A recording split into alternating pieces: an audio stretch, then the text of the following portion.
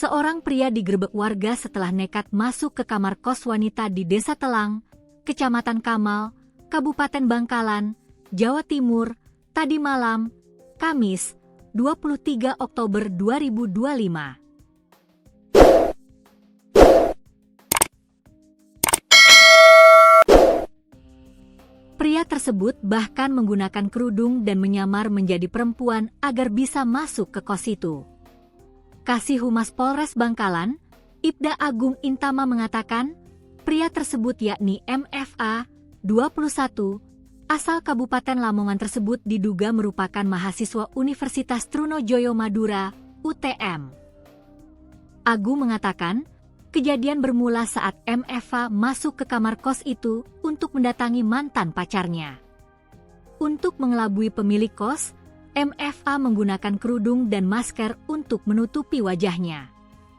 Jadi ketika sudah masuk kamar, kemungkinan penghuni kos lain curiga ada suara laki-laki dari dalam kamar itu, akhirnya digerebek, ujar Agung, Jumat, 24 Oktober 2025. Warga sekitar lalu berdatangan ke kos tersebut untuk mengamankan MFA.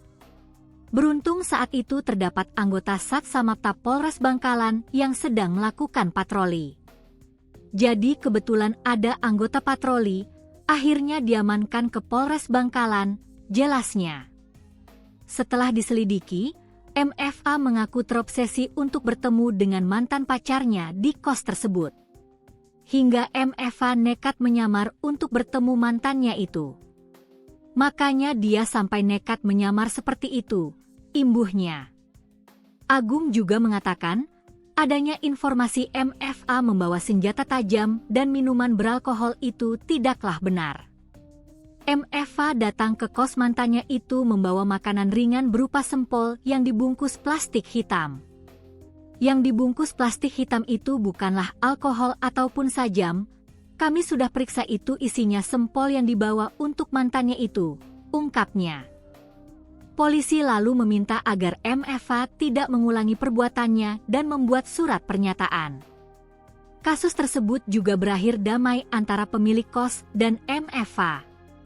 MFA sudah menandatangani surat pernyataan bermaterai agar tidak mengulangi perbuatannya, tuturnya.